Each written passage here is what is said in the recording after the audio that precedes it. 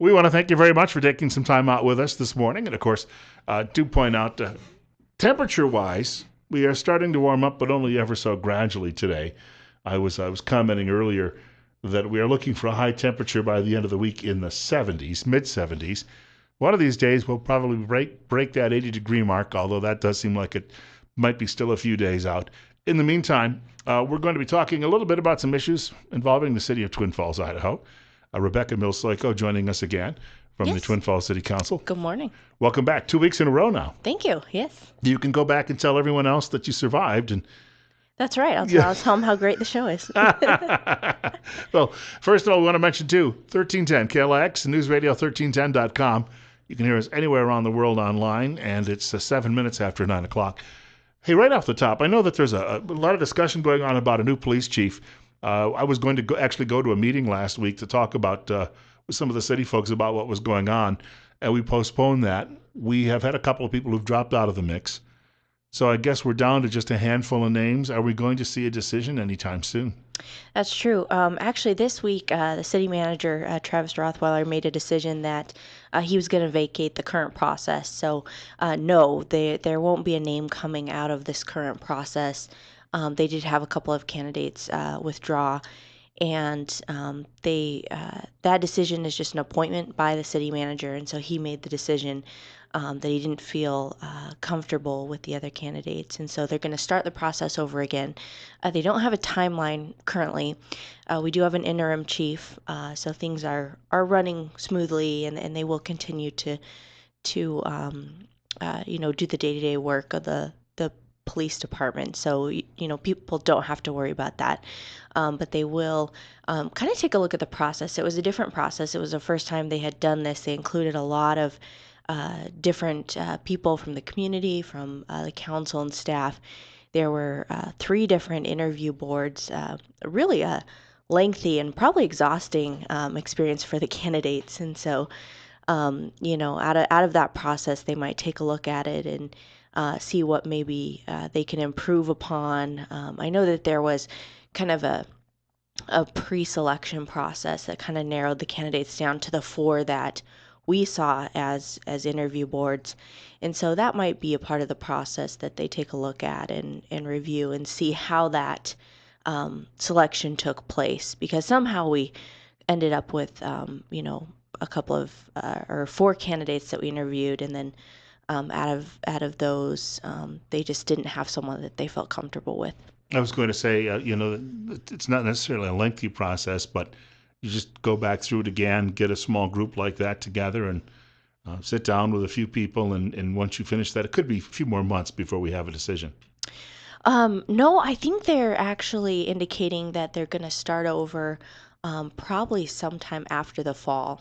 Okay. So they're not starting over right away.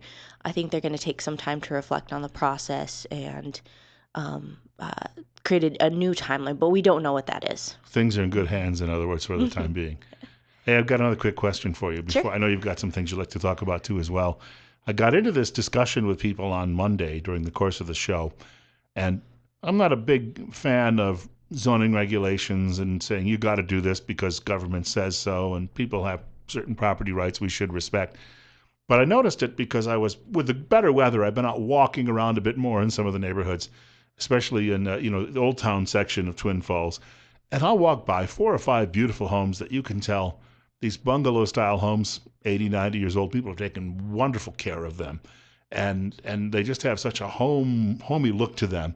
And then you'll come up across a couple of houses on the street. And as I was telling a caller the other day, I wouldn't put my dogs in those houses.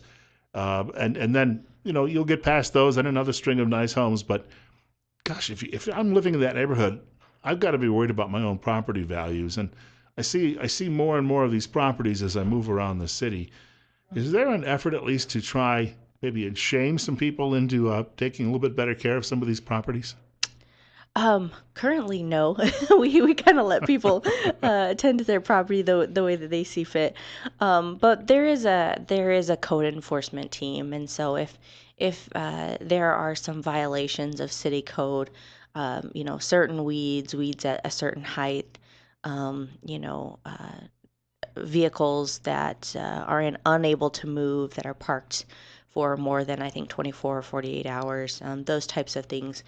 We issue citations and we go around and do code enforcement.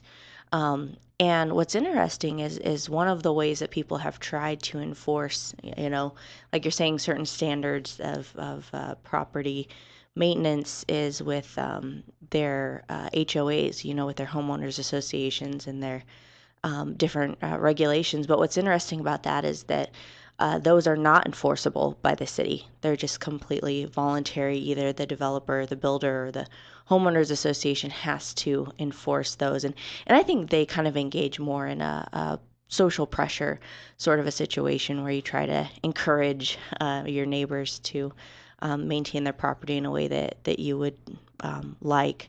But yeah, the city kind of stays hands off, which I think is a good idea. And of course, the HOAs dominate the new housing going up along Pole Line Road and places. Absolutely.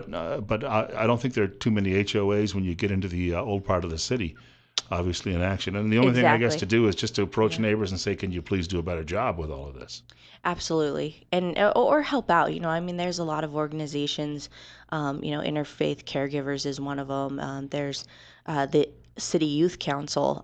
They've done some cleanup for people because some people are just disabled or elderly, and they're just not able to do everything that they need to, or they don't have the finances. And so, man, I think that's an opportunity where I think that the spirit that we have in Twin Falls would really be to go and help that person out. We have a caller with us. Rebecca Mills-Sojka is with us from the Twin Falls City Council, and this is News Radio 1310 KLIX and newsradio1310.com. And caller, you're on the air. Yes, I have a friend that's called into the city several times for years. The neighbors had cars parked there, he said, for 48 hours. The city says they will not do anything, but if they find a weed on his property, like you said, they'll come out and fine him. Your reaction? Oh, well, I guess I'd have to know more about the situation, but there are codes for parked cars that are not operable. So apparently, maybe that those cars were operable, and if you move them, every so often, you're okay. We have on-street parking, and there aren't a lot of regulations or signs you can't park here, especially out in front of residential neighborhoods. So, but if you do still have a complaint or your neighbor has a complaint, do contact City Hall and they'll get you in contact with the code enforcement team and help you work out your situation. I know you had some things too you wanted to mention today as well. We've gone off on a couple of topics in different directions, but obviously there are some things that when you come in here, you've got some ideas that there are things that need to come to the public's attention. Sure. This week is a great week, and actually, in talking about kind of the quality of your neighborhood and walking and trails, that's a great way to segue into this week's Parks and Rec Master Plan update. And so that might not sound interesting right off to people, but you know how we have the Canyon Rim Trail, and we just added that new section. If anyone has not been out to that Pillar Falls section, they should definitely go see it. The view is just amazing, and it's just out in the open, and so it's a different feel than the rest of the Canyon Rim Trail. But what this master plan does is it designates where our trails go in the future and where they're placed, and also the different types of recreation that we have in the city of Twin Falls, what we prioritize and what we offer. And so right now, you can actually take a survey online. There's a link at the city's website, www.tfid.org. There's also a link from my Facebook page. And you can take that survey. But we're also having a meeting on Thursday night at 6 p.m. The 19th at Council Chambers, where people can come and give their input on that master plan and give their input on what they want to see as far as parks and trails and recreation in Twin Falls, which is really an important process to be involved in because, as we saw a couple of weeks ago, there was a residential neighborhood that was being developed over on the Rock Creek Canyon. And currently there's not a trail designated along the top, canyon edge. There's one down inside Rock Creek. But if that's something that the community wants to see, it has to be put into the master plan. And that way it would be developed as the property is developed. Of course, I remember hearing too, and I read this story in the newspaper a couple of weeks ago about one of these neighborhoods where the HOA has sort of gone dormant, and the neighborhood is having all sorts of issues where they're trying to get people back together and get them more involved. So it seems that no matter what neighborhood you go to, there's always a challenge. Yes. And I hear, I'm not in an HOA, but I hear that they are quite the political challenge themselves. Yeah, I actually sat on a board of the HOA where I last lived, on one of the boards, and you had most of us who'd sit around the table and we would nod our heads at most changes that were requested. But there were always a couple of people, well, gee, I don't know. And, you do learn that if you're working in a democratic body like that, that there is some compromise occasionally needed. It's not easy, though. Right. Yeah, it's very complicated, especially the larger you get and the more people that you're dealing with. I know some people have a hard time. You have to get so many members to participate, so to speak, have a quorum, which sometimes can be difficult, to get that many people together when everyone has their own busy lives and work and schedules. So it is difficult. And the city regulates where they can. I'm not a big fan of overregulation on your private property, but as far as keeping things that are a nuisance or a danger to your neighbors, I think those are important. And again, that meeting is tomorrow night. Yes, tomorrow night at 6 p.m. At Council Chambers. Okay, and so people, if they have an interest, can drop by. Next week, you're going to be on the rotation or off the rotation, right?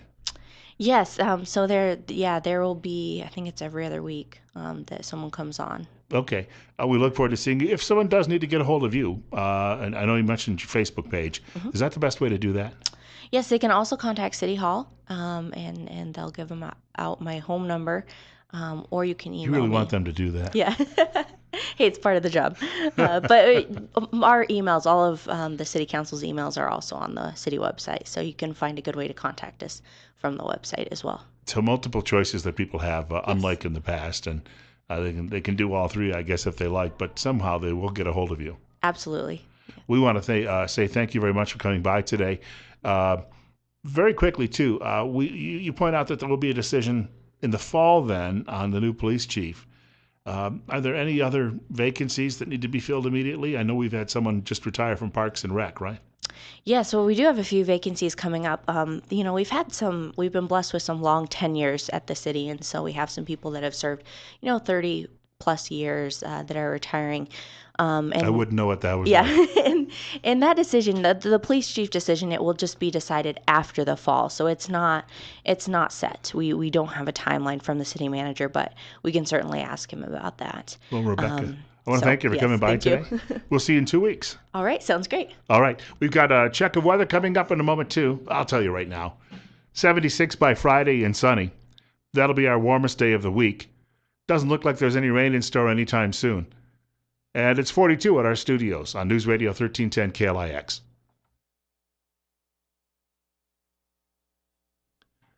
Rebecca was telling me before she left that on Monday the council went ahead with a plan. This was a plan to charge $25 fee for a fee event. And so maybe there's a better way to phrase that.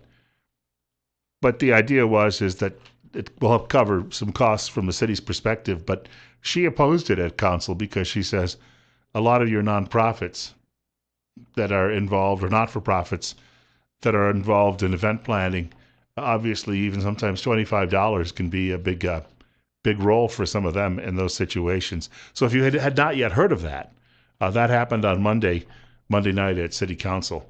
Hey, I want to mention my friends at Western States Bus Services, where they are now hiring part-time bus drivers, split shifts, 5 days per week.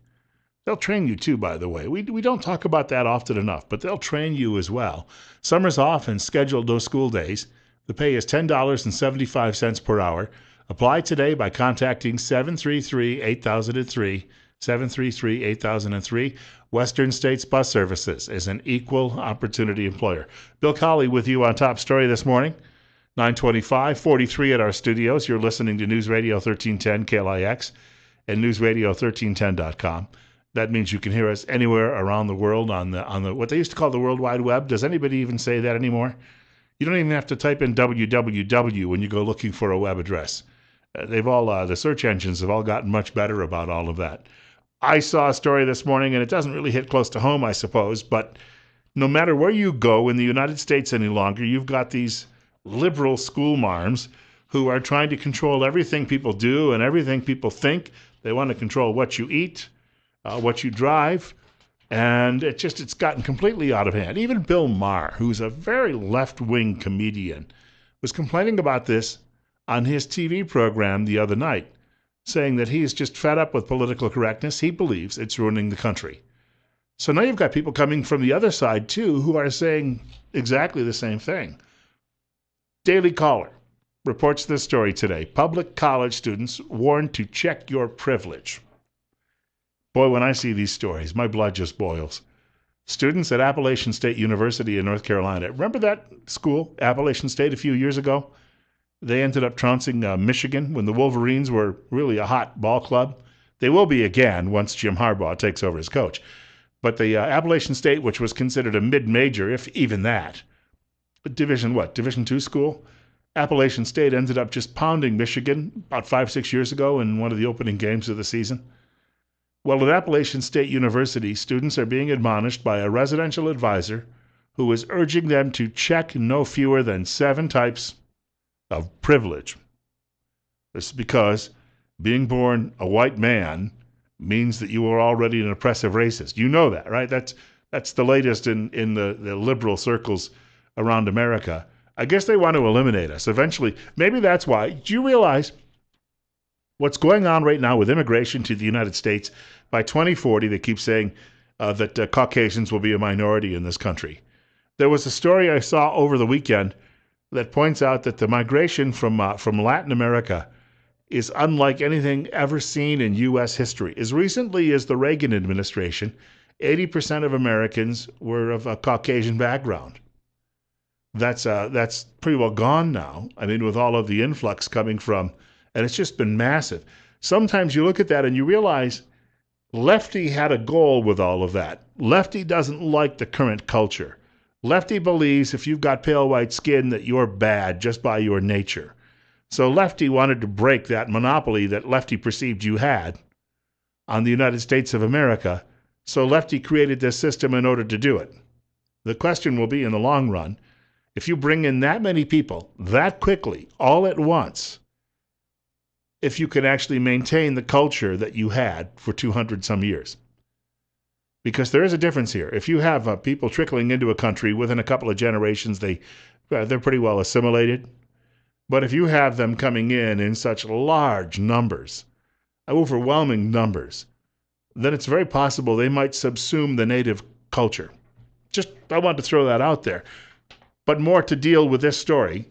The dangerous privileges to be checked off, according to the college resident advisor, were all listed on a bulletin board in the campus East Hall, and they included white privilege, male privilege, Christian privilege, heterosexual privilege, able-bodied privilege, class privilege, and even cisgender privilege. What is cisgender? It says a person is cisgender if their stated gender matches their physical sex. Well, I've known since I was a little boy that I was a man. That means that my perception of myself, because I can literally see it, means that I enjoy privilege that other people don't have. But if I had looked in the mirror when I was a little boy and said, actually, I feel like a woman, even though I can see in the mirror I'm not, then I'd be a protected minority. That's what they're telling us. Good gracious. I mean, when do the lunatics finally get put back in the asylum? 9:30. Bill Colley with you. Oh, there's more. I mean, there's a conference on white privilege in Louisville, Kentucky just wrapped up. Maybe I can talk about that a little later in the program. They think it's time to start teaching children in kindergarten about being nice to people who are gender queer. And that's a quote from the actual story. I'm not making that up. 44, 9:30 at our studios. Bill Colley with you on Top Story on News Radio 1310 KLIX and newsradio1310.com. I was talking in the last segment about how the United States is just being overwhelmed by immigration coming from Latin America. And no, I'm not sitting here saying they have a bad culture. Although you notice most of their governments aren't very strong or are very oppressive, and they don't respect what you might call I think the notion that we are a nation of laws, not men. We're not ruled by strong men. Well, okay, we're not supposed to be ruled by people who run the country by fiat. That's just a temporary setback, I hope, at the moment.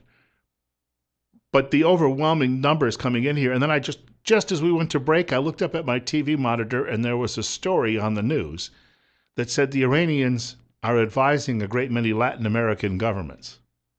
What are they telling them to do? Hey, send your people to the United States. Overwhelm the USA. I wouldn't put it past them. And yet we've got people in our government who are already cross-tabling with the Iranians who might be involved in this whole grand master plot. 9:34, Bill Colley with you on Top Story on News Radio 1310, KLIX and newsradio1310.com. You could reach our show today at 736-0300. That is 736-0300. Tomorrow we're going to have a conversation, another effort to give your country away. We're going to be joined by Arthur Thompson, the Chief Executive Officer of the John Birch Society. Tomorrow night he is giving a presentation in Burley, and he's going to be talking about how this new Pacific Free Trade Agreement could cost you your job and your children their jobs and your grandchildren their jobs, your neighbors their jobs. And once again, we're told, yeah, but it's good for it. No, it's good for Wall Street. It's not necessarily good for you.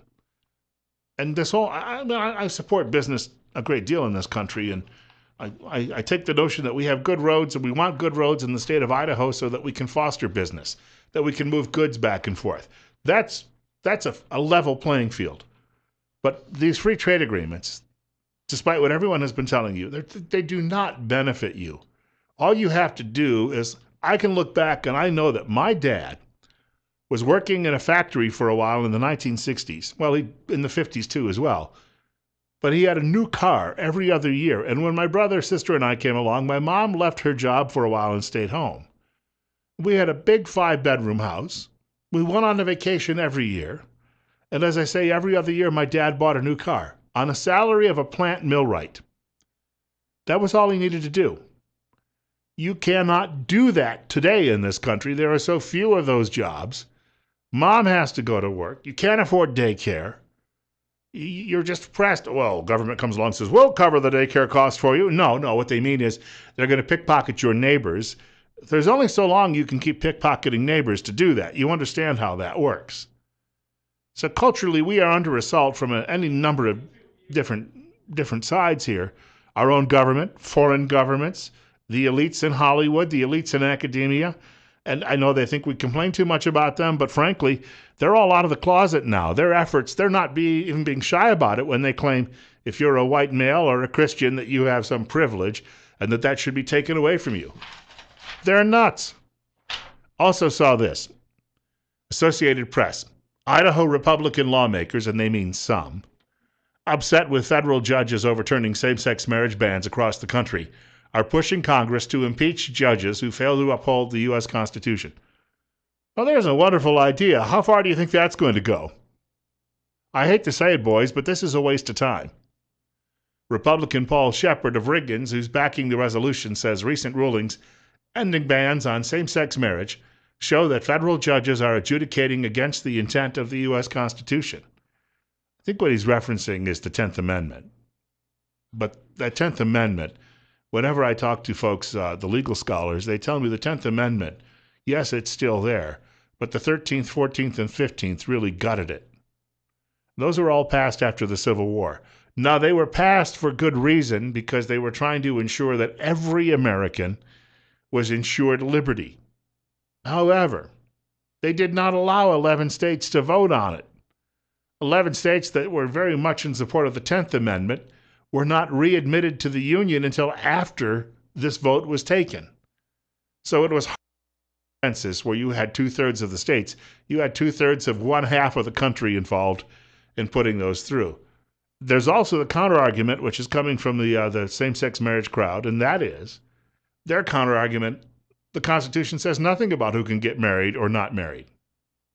Okay, well then it should go back to local state legislatures and local control, shouldn't it? And they should be able to make the choice of the difference. Now, anybody out there under the sun can call themselves married if they feel that's what they would like to call themselves. Nobody's stopping you from doing that. Tomorrow, I could walk into the broadcast booth and tell you that I am blue, that I am no longer a white man, I am a blue man. I could paint myself blue. I wouldn't really be blue, but I could paint myself blue, and then I could go down to the law, and I could have my name changed to Blue. So I would be Mr. Blue on the air. And I could walk around telling you, hi, I'm Blue, and you'd all think he's a crackpot, but I could still get away with it. You couldn't lock me up for saying, hi, I've changed my name to Blue, and I've spray painted myself. I'm Blue. So why are we even having this argument? Because if you disagree, they want to force you to agree.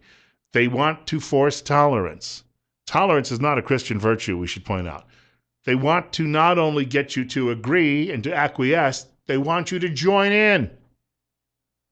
That's where I draw the line. 9:40. 43 at our studios. Bill Colley with you on Top Story. This is News Radio 1310 KLIX and newsradio1310.com. Hey, look, we get a Republican in, and at least a Republican. Maybe we'll turn the courts around. In the effort to turn America into one giant carnival sideshow, there was a conference last week in Kentucky, Louisville of all places. My father was stationed for a long time at Fort Knox. I'll tell you what, when I remember as a kid what it was like around there, and it was a very conservative part of the country. My brother and I used to love the base because they had all of these old tanks in a park, and you could go climb them and pretend you were blowing things up. Ah, what a life. White Privilege Conference Workshop pushes grade school lesson about genderqueer and transgender folks. That is from the Daily Caller. Can you believe it? And they plan to use Common Core as the entryway. 9:45, Bill Colley with you this morning, 44 at our studios. This is News Radio 1310 KLIX and newsradio1310.com online. And we have a telephone caller with us directly out of the break. You're on the air.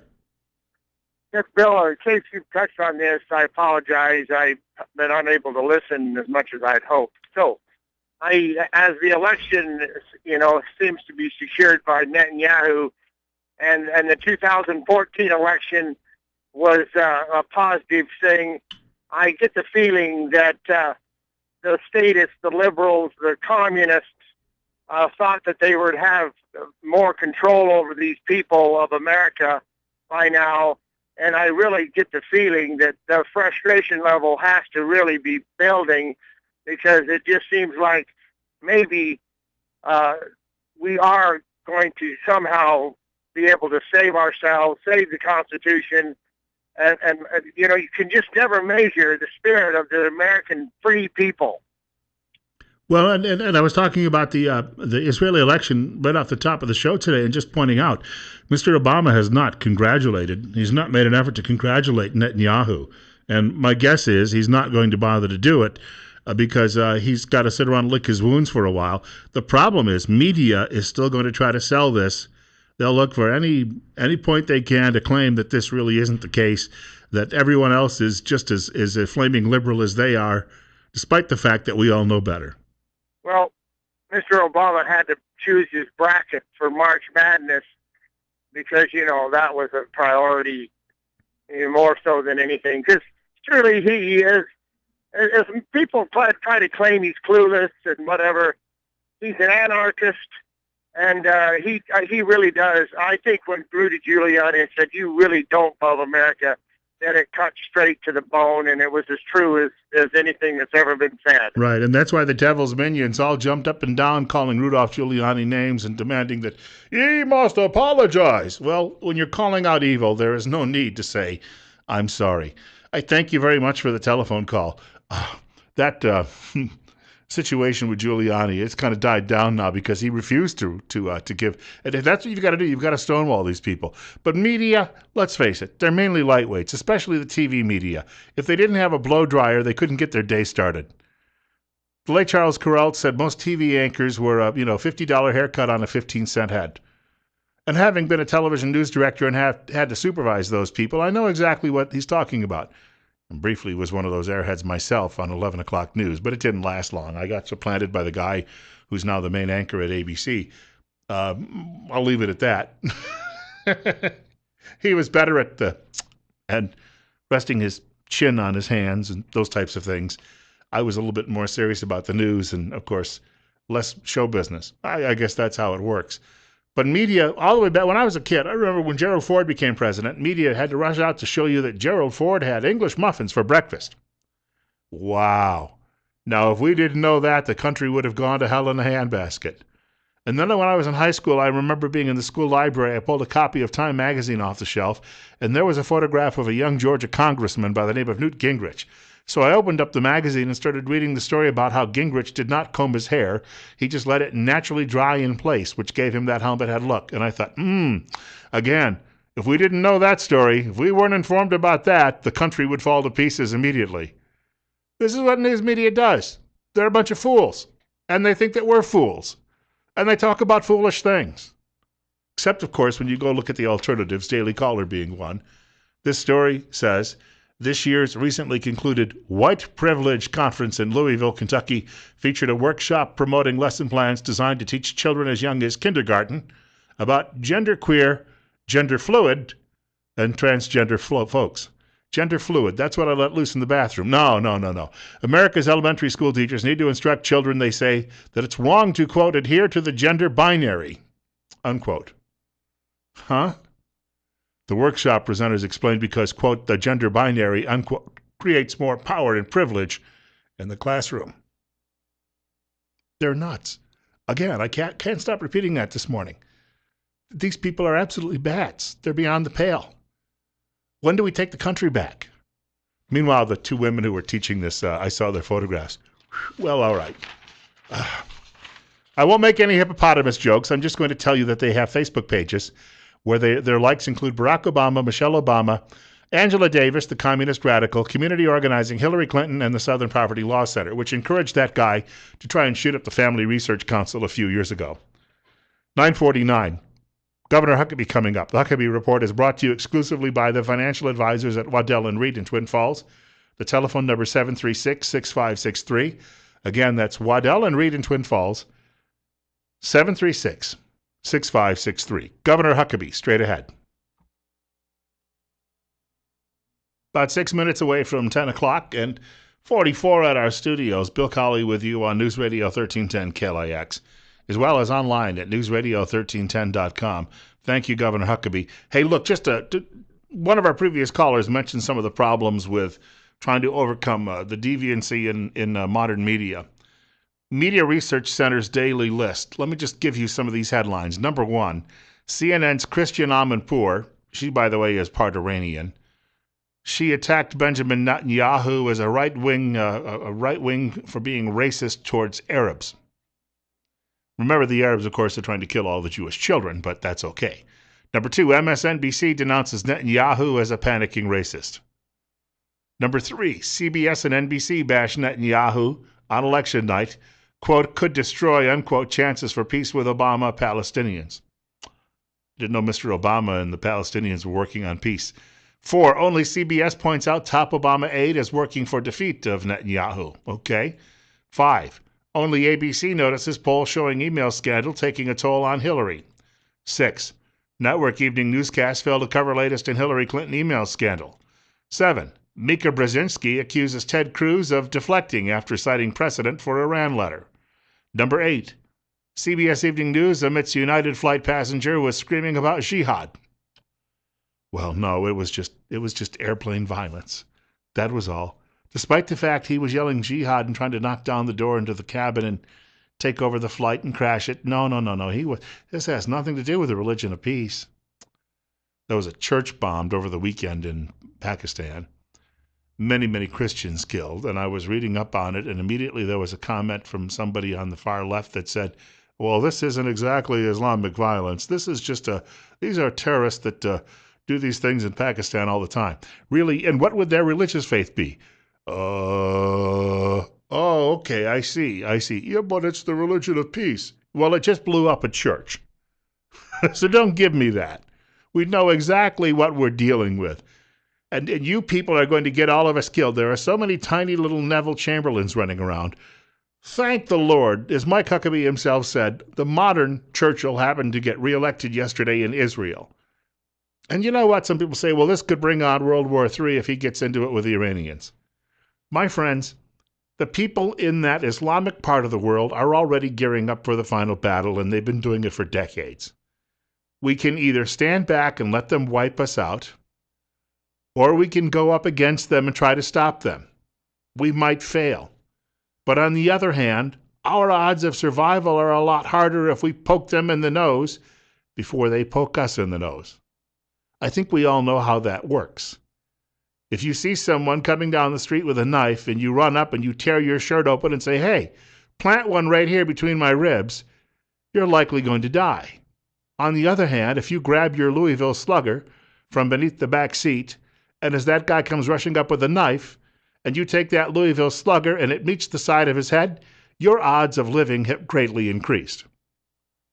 That's what these folks, these elites, and the politicians currently running the White House, that's what they miss. I don't know what it is about them. Maybe because they got pushed around on the playground so much. You got to remember, these were the people who were often slapped around the most and stuffed into the most lockers. And they just have an anger inside them.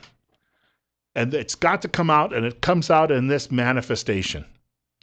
Rush Limbaugh is up next, following news from Fox at 10 o'clock. Also, Glenn Beck after news at 4 o'clock, and in between, Sean Hannity. He'll have a lot to say about this election. So will Rush as well. But yes, score one for the good guys. We don't get too many of those. Score one for the good guys yesterday. Let's hope we're on a roll. Also, tomorrow, joining us, Arthur Thompson. He is the Chief Executive Officer of the John Birch Society. He's doing a presentation tonight in Boise, tomorrow night in Burley. We also expect to have, for a good 20, 30 minutes, Governor Butch Otter on the air with us as well.